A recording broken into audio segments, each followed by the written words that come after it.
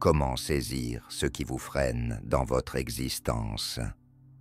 La haine de soi persistante, la culpabilité et une autocritique démesurée engendrent du stress et affaiblissent notre système immunitaire.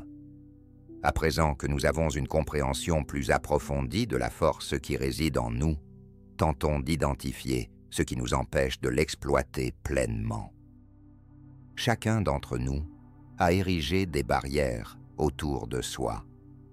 Bien que nous fassions de réels efforts pour nous améliorer et éliminer certaines d'entre elles, de nouvelles couches de vieilles limitations émergent.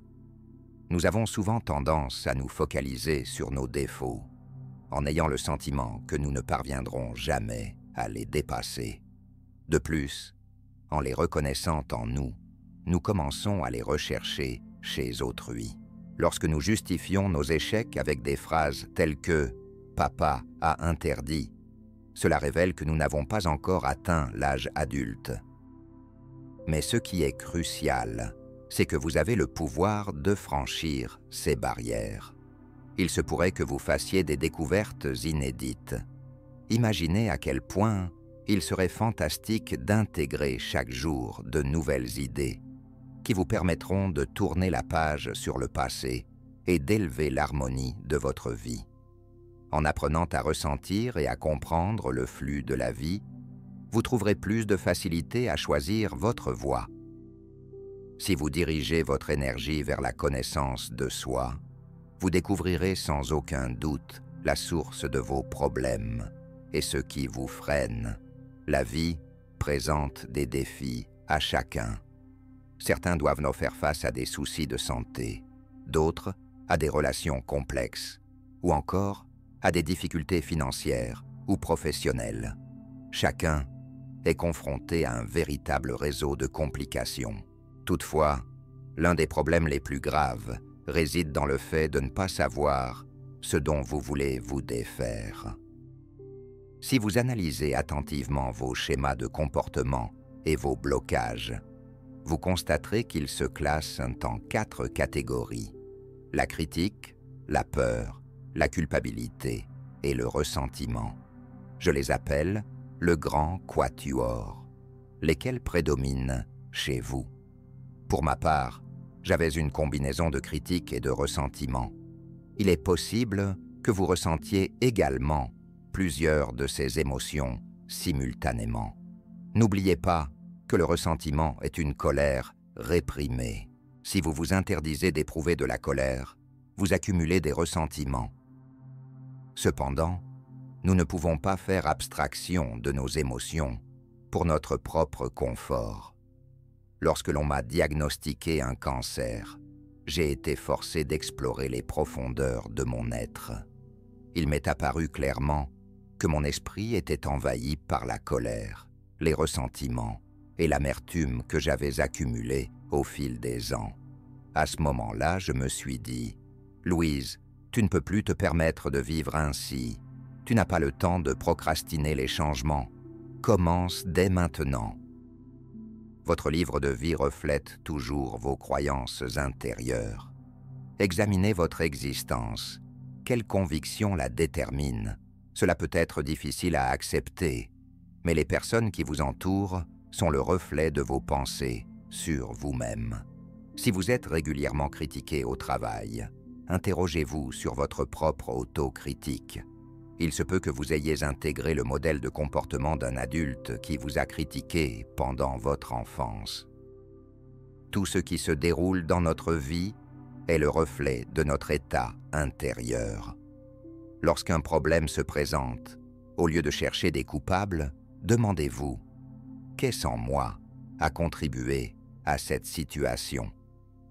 Est-ce que je crois, même inconsciemment, que je le mérite ?» Les habitudes et les croyances familiales influencent notre perception du monde.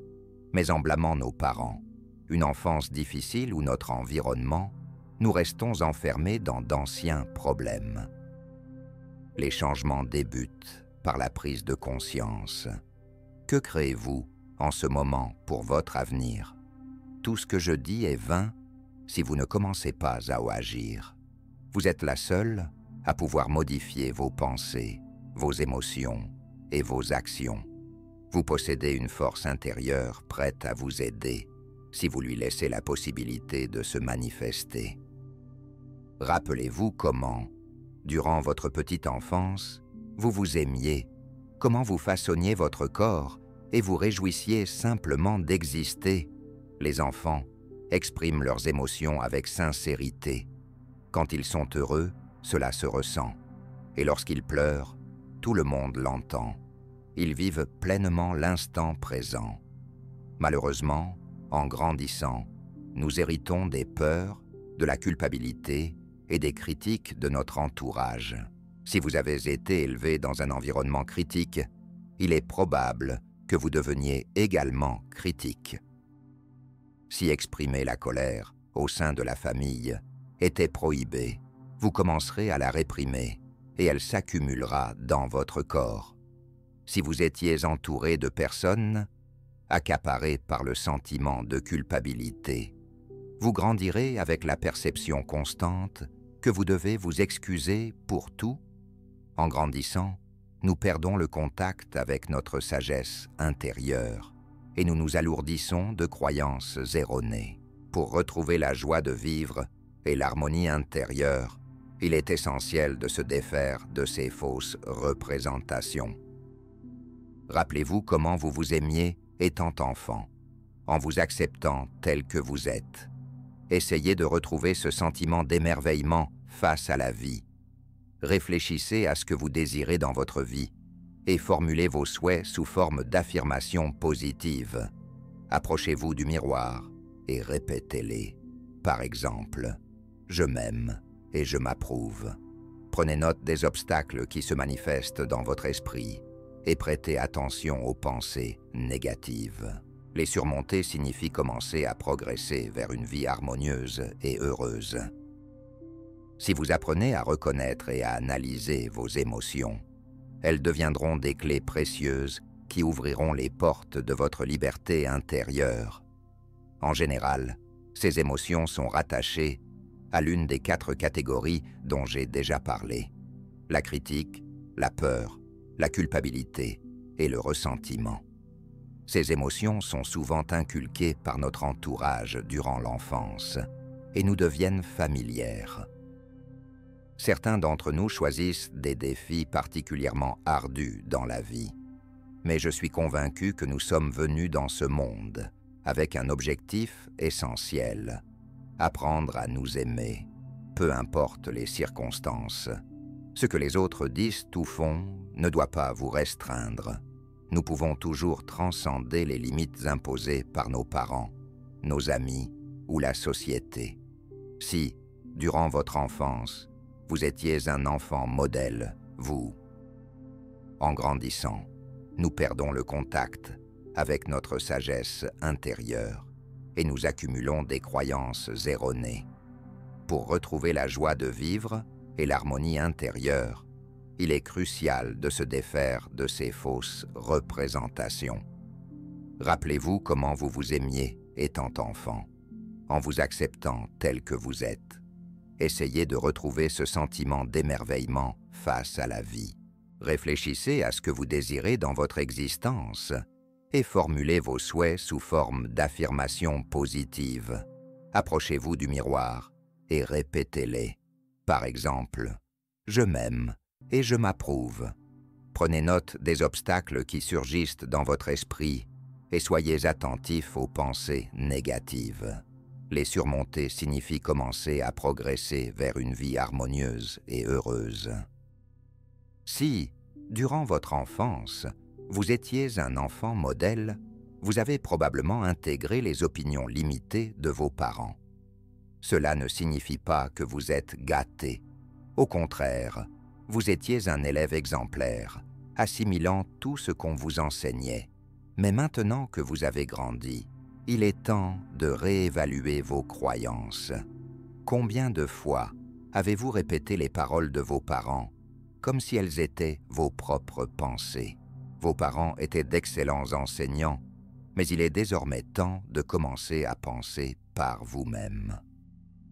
Beaucoup de personnes ressentent une résistance intérieure lorsqu'elles commencent à travailler avec des affirmations. Par exemple, en se tenant devant le miroir, quelqu'un peut dire « je t'aime », mais entendre en retour une voix intérieure « où étais-tu auparavant ?» La réalisation du temps durant lequel vous avez ignoré votre essence intérieure peut engendrer de l'amertume, mais c'est précisément cette prise de conscience qui offre la possibilité de tout transformer. Souvent, nous nous reprochons les mêmes choses, sans réaliser que la critique est inefficace. Essayez d'agir différemment. Commencez à vous approuver tel que vous êtes maintenant. Cessez d'exiger la perfection de vous-même. Qui parmi nous peut être parfait? Ceux qui ont l'habitude de critiquer les autres sont souvent eux-mêmes soumis à une critique constante. Rappelez-vous, ce que nous offrons au monde, nous le recevons en retour. Beaucoup fuient leur véritable moi, à travers des habitudes nuisibles, alcool, suralimentation, tabagisme, autant de moyens de se punir pour leur imperfection. Mais qui a dit que vous étiez imparfait? Ces attentes et exigences ont été profondément ancrées en vous durant votre enfance. Laissez-les s'en aller. Décidez de vous aimer dès maintenant, tel que vous êtes. Si vous avez l'habitude de voir le monde à travers des lunettes noires de critique, il faudra du temps pour devenir plus tolérant et bienveillant. Apprenez la patience et remplacez les pensées critiques par des pensées bienveillantes, car la critique n'est qu'une habitude et non une réalité objective. Imaginez comme il serait merveilleux de vivre une vie sans jugement, profitant pleinement de chaque instant. C'est possible, et tout commence par l'amour de soi. Chaque matin peut marquer le début d'une nouvelle journée magnifique, emplie d'amour, d'acceptation et de respect. Imaginez que la critique et l'humiliation deviennent impensables et que vous êtes entouré de joie et d'harmonie. Ce bonheur est à votre portée. Commencez par être plus tolérant envers vous-même et envers les autres, en acceptant toutes vos différences. Vivre en paix avec soi-même est l'un des états les plus extraordinaires que vous puissiez expérimenter. En vous réveillant chaque matin avec amour pour vous-même, vous attendrez avec joie la journée passée en compagnie de votre propre moi. Lorsque vous apprendrez à vous aimer, vous découvrirez le meilleur de vous-même. Cela ne signifie pas que vous êtes imparfait en ce moment. Vous ouvrirez simplement de nouvelles voies positives, d'expression de soi et de réalisation personnelle. Souvent, les mots désagréables ou les manipulations des autres ont un seul objectif, vous amener à vous soumettre. Si quelqu'un vous fait ressentir de la culpabilité, interrogez-vous sur ce que cette personne cherche à accomplir et pourquoi elle agit ainsi. Au lieu d'accepter ces accusations, prenez conscience des motivations des autres. De nombreux parents utilisent le sentiment de culpabilité comme moyen de manipulation, car ils ont eux-mêmes grandi dans un tel environnement. Ils instillent chez leurs enfants une faible estime de soi, leur transmettant leur propre sentiment d'infériorité. Même à l'âge adulte, beaucoup continuent de laisser des membres de la famille ou des amis les contrôler. Cela découle d'un manque de respect envers soi-même, mais vous pouvez y remédier. Si vous apprenez à dire non, vous cesserez d'être une marionnette entre les mains des autres. En disant non, il n'est pas nécessaire de vous justifier. Un simple « non, je ne peux pas le faire » suffit. Les excuses donnent aux manipulateurs l'occasion de vous convaincre de changer d'avis.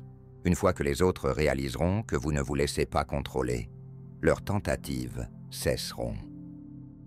Oui, le premier « non » peut vous faire ressentir de la culpabilité, mais avec le temps, cela deviendra plus facile. Développez en vous la confiance et le respect de vos limites. et vous constaterez comment votre vie se transforme. Rappelez-vous, le droit, la liberté et l'amour commencent par l'amour de soi. Si vous faites quelque chose que vous regrettez par la suite, arrêtez-vous. C'est le premier pas vers la libération de ce sentiment de culpabilité. Si dans votre passé il y a des actions qui suscitent encore du remords, réfléchissez à la manière dont vous pouvez rectifier la situation. Corrigez-la si possible et ne répétez pas de telles actions à l'avenir. Lorsque la vague de culpabilité vous submerge, prenez un moment pour vous. Au lieu d'accepter les accusations, prenez conscience des motivations des autres. De nombreux parents utilisent le sentiment de culpabilité comme outil de manipulation, ayant eux-mêmes grandi dans un tel environnement. Ils instillent chez leurs enfants une faible estime de soi, leur transmettant leur propre sentiment d'infériorité. Même à l'âge adulte, beaucoup continuent de laisser des membres de la famille ou des amis les contrôler. Cela découle d'un manque de respect envers soi-même, mais vous pouvez y remédier. Si vous apprenez à dire non, vous cesserez d'être une marionnette entre les mains des autres. En disant non, il n'est pas nécessaire de vous justifier. Un simple « non, je ne peux pas le faire » suffit. Les excuses donnent aux manipulateurs l'occasion de vous convaincre de changer d'avis. Une fois que les autres réaliseront que vous ne vous laissez pas contrôler, leurs tentatives cesseront. Oui, le premier non peut susciter de la culpabilité, mais avec le temps, cela deviendra plus facile. Cultivez en vous la confiance et le respect de vos limites, et vous constaterez comment votre vie se transforme.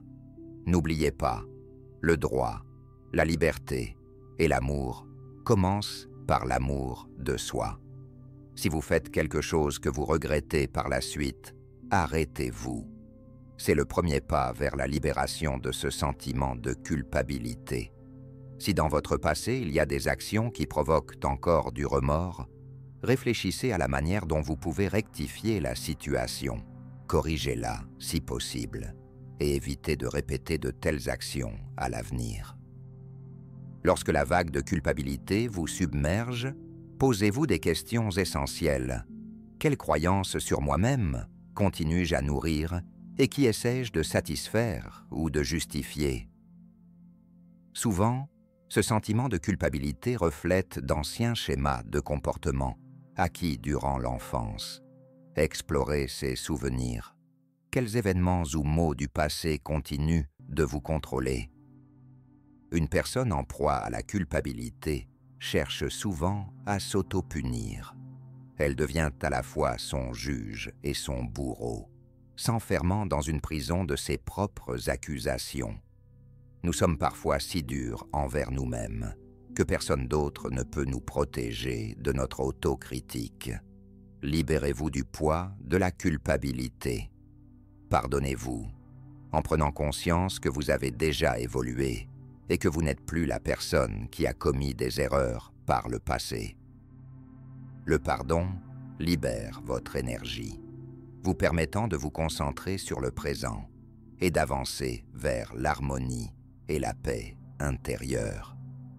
Surmonter la culpabilité est un pas vers l'amour de soi et l'acquisition de la liberté. Acceptez vos erreurs comme une expérience qui vous a rendu plus sage. Et souvenez-vous, vous méritez le bonheur. Que chaque jour soit rempli de la prise de conscience de votre force intérieure. Que chaque pensée soit un pas vers la création de la vie dont vous rêvez. Et souvenez-vous que tout ce que vous faites pour vous-même, vous le faites pour le monde entier. L'amour est la réponse. Il guérit, transforme, et nous permet de vivre en harmonie avec nous-mêmes et avec le monde qui nous entoure. Abonnez-vous à la chaîne La Force est en vous pour trouver de l'inspiration et découvrir de nouveaux chemins vers l'harmonie et l'amour de soi. Musique, musique, musique, musique, H, musique.